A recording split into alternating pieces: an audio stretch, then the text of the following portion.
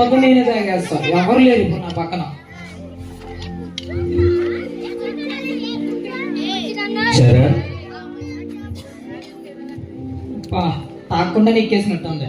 చరణ్, మళ్ళీ ఏం అర్థం కాదు, ఏమైంది అసలు? చరణ్, ఎవరు మాట్లాడేది? నేను నోవాహును. నా గురించి నువ్వు పరిశుద్ధ గ్రంథంలో చదవలేదా? నోవాహా?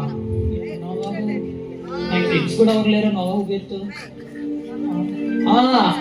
మా పిల్లలు స్కూల్కి వెళ్ళి పాడుతూ ఉంటది, ఏదో నడుం కట్టు ఓడగట్టు నోవాహా నోవాహా.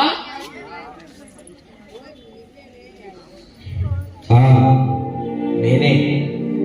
నేను కూడా నీలాగే ఒకప్పుడు పాపం చేసిన వాడినే, మద్యము త్రాగిన వాడినే. అయితే దేవుని చేత కృప పొందుకున్న వాడినయ్యాను. దేవుని మాట వినడం వలన నేను ఆయన మాటకు లోబడటం. నేను నా కుటుంబము ఆ గొప్ప జలప్రలయం నుండి తప్పించబడ్డాను. ఒకవేళ నీవెందుకు తాగుతున్నావు? నువ్వు తాగడం వల్ల నీకేమొస్తుంది? నీ ఆరోగ్యం పాడైపోతుంది. అలాగే నేను ప్రేమిస్తున్న నీ కూతురు, నీ కుటుంబీకులు నీ వల్ల బాధపడుతున్నారు. ఒకసారి ఆలోచించు, దీనివల్ల నీకు ఏం ప్రయోజనం? ఎందుకు ఇలా ఉన్నావు? నీ కుటుంబం కొరకైనా నీవు దేవుని మాట విను, అలక్ష్యం చేయమాక.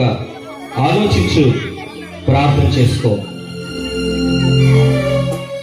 ఇన్ని రోజులు మందు తాగుతూ చాలా మందికి చులకనగా తయారైపోయాను. పాపం నా చిట్టి తల్లి నా కోసం ఎంతలా బాధపడిందో. ఇప్పటికన్నా నేను మారాలి. అయినా దేవుడికి నా పైన ఎంత ప్రేమ ఉంటే గానీ నోవాహు ద్వారా నన్ను ఎలా మారుస్తాడు? నేను అర్జెంటుగా చర్చికి వెళ్ళిపోతాను.